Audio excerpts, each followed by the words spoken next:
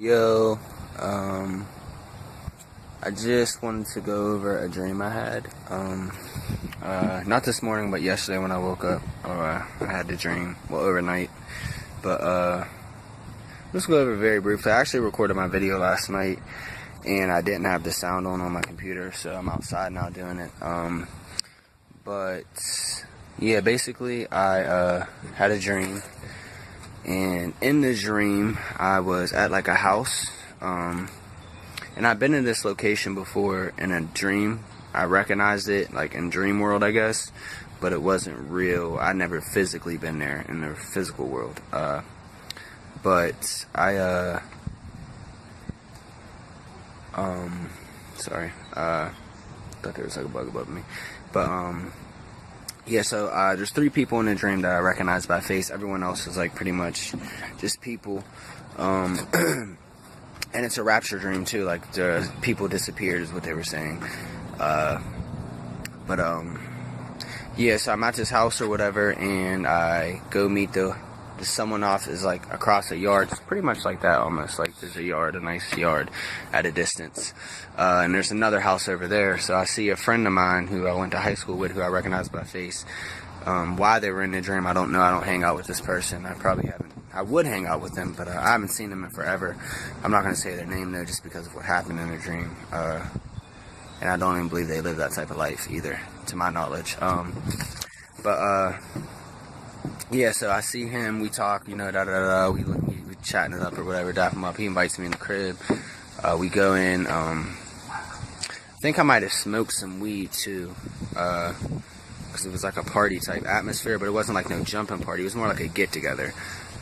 So one thing led to another, and I ended up participating in like an orgy of some sort, but it wasn't very like in depth or it wasn't very X-rated or anything. I really don't remember too much of what we were actually doing with one another, but I know it was like sexual stuff. And I've never even done no type of orgy type crazy mess like that or anything in my life. So it was all weird to me, but before I actually participated in, my spirit told me, no, don't do that. It was trying to forewarn me not to do it, and you know, my temptation was battling against, you know, my spirit, and I gave into the temptation instead of listening to my spirit, and I went ahead and participated in what was going on inside the house. And during that time, I didn't know it, but the rapture had happened, and I basically got left behind with the rest of the world of non-believers and unrepented sinners, and rebellious, just people that don't, you know, either don't believe, never repented, or did believe and just was living in their sins willingly. So I basically was physically in the act of living in a sin that I've dealt with when it happened. So I knew when I woke up the next day, or it might have still been daylight, maybe, because it was daylight when I went in there and it was daylight when I came back out. So I don't know if the night went by and I came out in the morning, or if this was the same night. But I know when I came out, no one was with me that was from inside the house. Everyone there sort of like, I don't know, they didn't disappear too, but they just weren't there anymore. Maybe they were like minions or something like that, being used to like trick me. I don't know. I don't think too deeply into it. It's just a dream. I learned my message from it, and I'm about to get to the message part of it. The big message to me was that, you know, you can't keep living in sin, because we don't know when he's going to call us, you know what I mean? And I was aware of my faith and everything in this moment. Like, I knew everything. I knew, like, still to this day, I have my knowledge of God and everything, and my faith was where it is today. It's just like I was tempted in that moment, and I gave into my temptation, and it cost me, you know what I mean, my calling to go with Jesus when he calls his people back, calls us up to heaven, or to the clouds, to meet him in the clouds, the scripture. I don't know why that other video cut out, but I'm just going to pick up where I left off. So yeah, basically, yeah, I knew everyone, I knew I missed my calling to, you know, be called up to the clouds, to the, you know, the bride supper. So I leave this house and I go outside, and I'm seeing, once again, I didn't watch the news or anything, so I didn't know the disappearing, as people were calling it in the dream, had even happened yet until I actually went out this house. And like I said, no one in the house was with me anymore at this point. And I'm just seeing people. Some people are like acting like crazy, like in a excited way, like they're like rebellious. Like think of like a bunch of teenagers that just like, you know, their college just won like a championship and they're just out wilding out. Like that's how they were acting. Some people were crying, and some people just looked like lost and confused. You know what I mean? But I'm walking, and it's like it's more of a observation I'm doing as I'm moving through this town, and I'm not really familiar with the town neither, because I just didn't visually have a recollection of where I was. I was somewhere though. But as I'm going through, I remember walking like through this park, and this guy's like guiding me. I don't know who the guy is. I don't really remember talking to the man too much, but he was like, I was basically following him for some reason. And I remember this preacher that stood out to me. There was a preacher in a park, and I could tell he was a preacher because he had like this little white square piece around his neck, and I just remember him, he was kind of hunched over, sitting there just sad and crying, and that's the most realest things out of the dream that like really stick to me, like even, you know, 2 days later after I dreamt it, was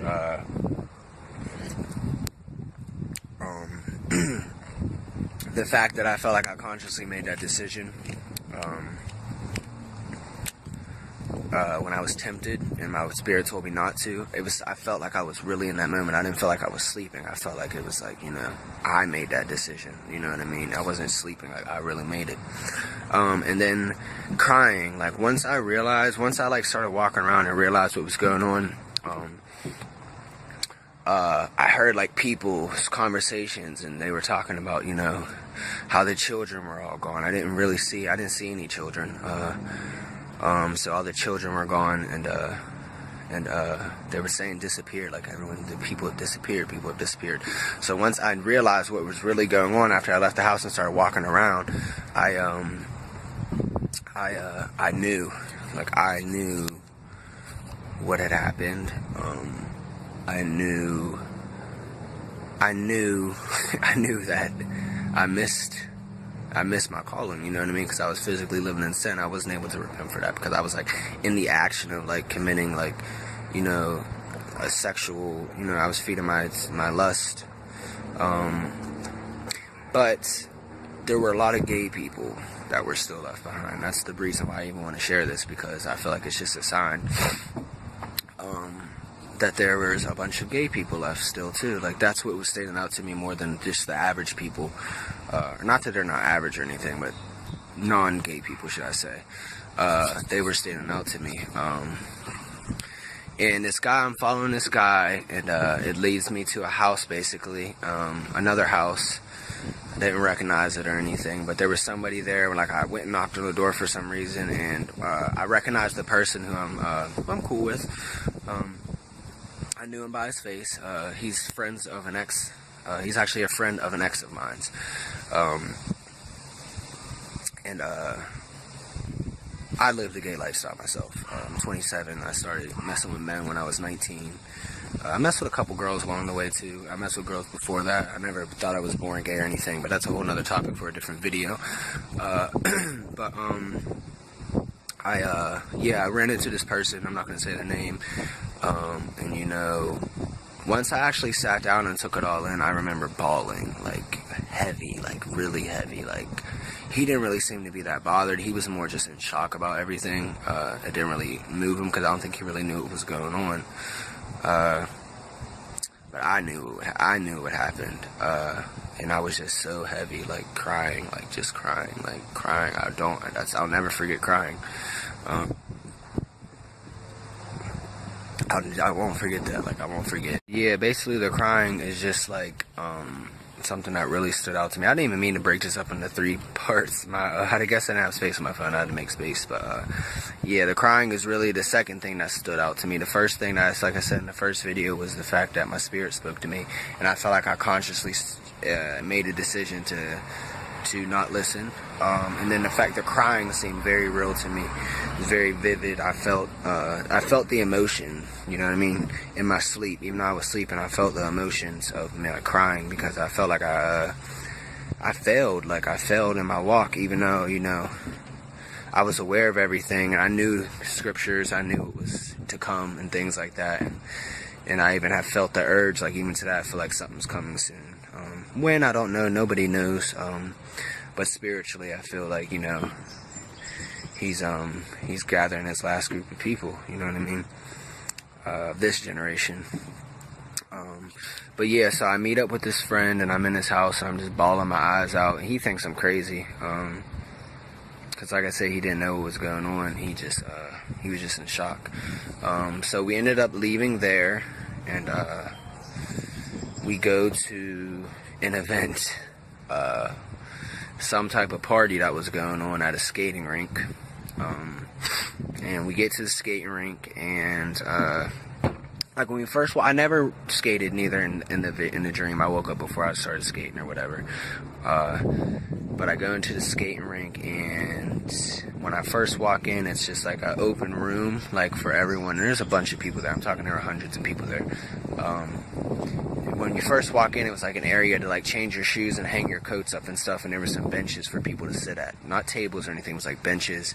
Lights were kind of dim and stuff. It was a skating rink. But my friend, who's gay in real life too, I'm there with him, and, like, as soon as I walk in, I see nothing but gay people. I mean, transsexuals, gay, just people that live a gay lifestyle. However they choose to identify themselves isn't the big deal. But these people were gay, and they were at this, like, event at this skating rink. Like, someone was throwing a party of some sort, you know what I mean? It's like most of them didn't even care what was going on. And I remember this one individual who, like, she, like, flipped her hair back, you know, like, because I'm sitting there crying. Like, when I sat down in the skating rink, I just started bawling again, because I was just like, I'm not supposed to be here. Like, I'm not supposed to be here with you guys. Like, what is going on? Like, I'm not supposed to be here. Like, and I just remember I kept thinking I had another crying spell. When I say a crying spell, these were, like, really deep. Like, I was emotionally, like, bothered because I freaking failed myself. You know what I mean?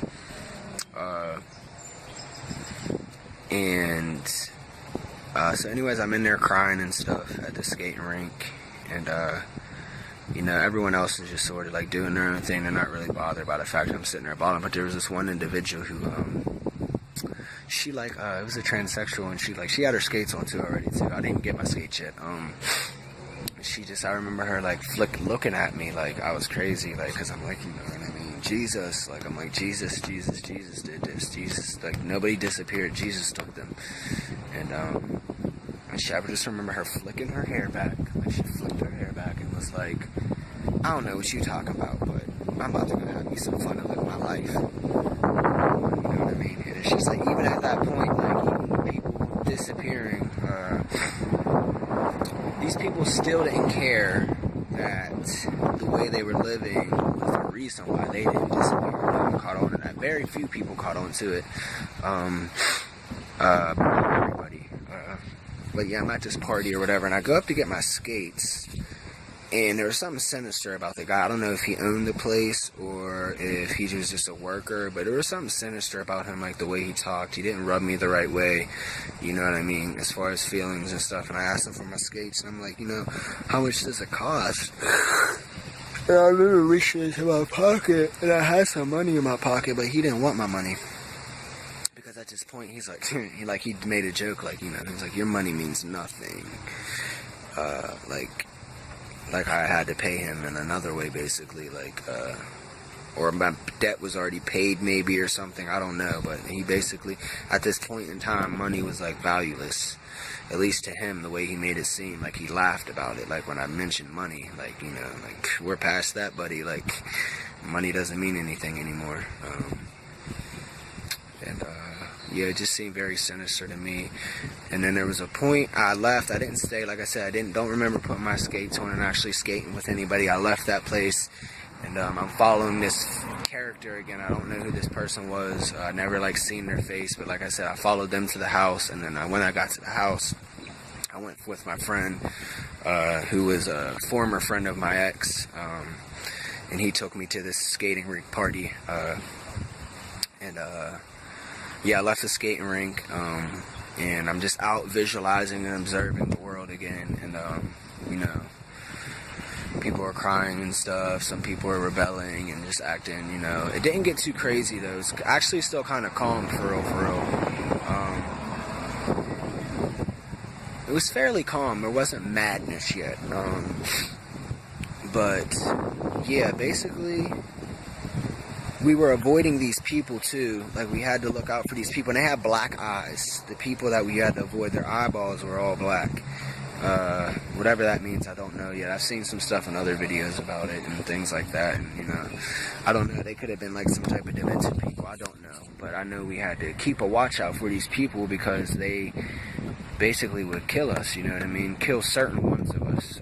I don't know. Now that I'm thinking about it, and I think about scriptures, it probably has something to do with like taking the mark, you know what I mean, of the beast maybe, you know what I mean, and we were avoiding these people, and it wasn't like the average person was, it was like specific people, and the person that was following me, who I don't know who they were, or who I was following them, I don't know who they were. I'd never seen their face. I was only following them. Something drew me to them, and they always walked in front of me a little bit too. They weren't like by my side, or they didn't interact with me at all. I just followed them. But it was like I had the feeling to like to avoid those people, you know what I mean? When I seen them, I would see them off at a distance, like, and I felt like their negative energy. And I seen them, and they had black eyes, you know, their eyes stood out to me.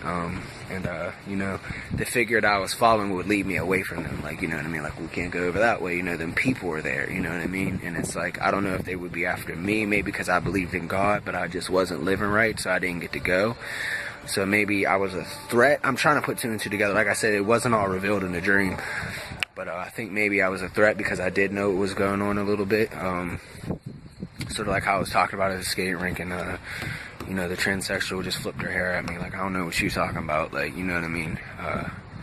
Like, I'm about to live my life. You know, you've been living your life. Like, it's starting to get real. Like, it's time to stop living your life. And now it's time to, like, try to, because, I'm sorry, get your stuff together. But yeah, there was a lot of gay people left behind. So that's basically my message, is to that. One, if you're living in sin willingly, you know what I mean, if you're consciously know, you know what I mean, you're trying to combat something, you really got to work on it, and because you never know when you're going to get caught up in that moment, you know what I mean? We don't know when we're going to get caught up, and that's what it calls it, catching, you know, he catches us up. Is the rapture, and I miss my calling.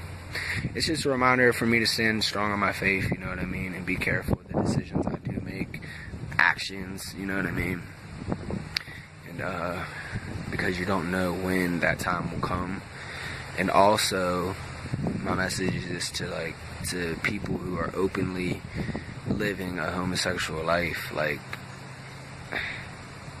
you can just think this is a dream, you know, I can look at it just as a dream, which I do look at it as a dream. I never prayed for any type of ability. There are people out there who have tons of dreams, you know what I mean, and visions and abilities that are given to them in these times to help prepare the people, which is why I wanted to share my message. I have a friend in Arizona who has a lot of dreams, spreads his messages.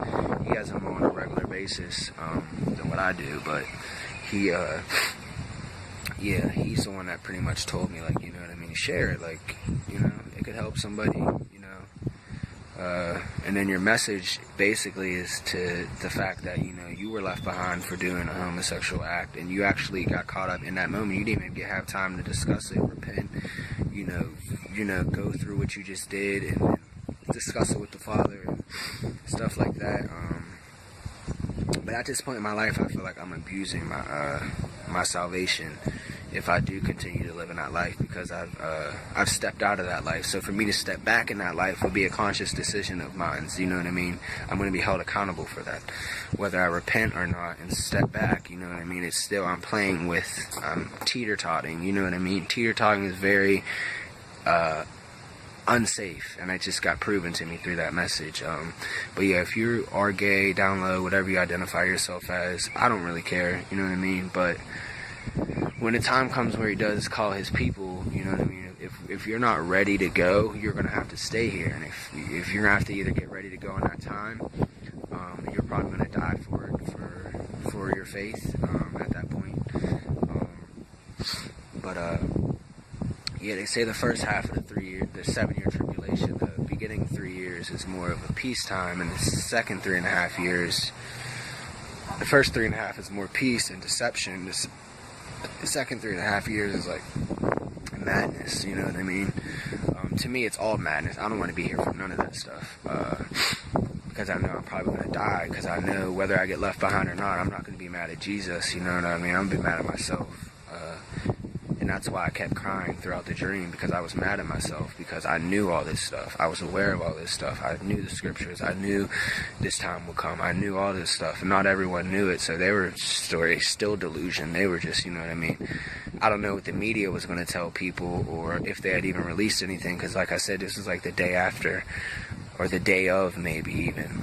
So maybe people didn't even realize everyone was missing yet, but there was talks of people being disappeared, especially the children. But yeah, basically that's my message. That was my dream.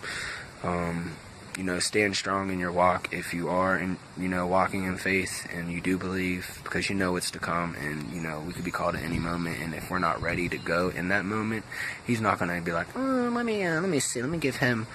me give him like 10 more minutes to finish having sex.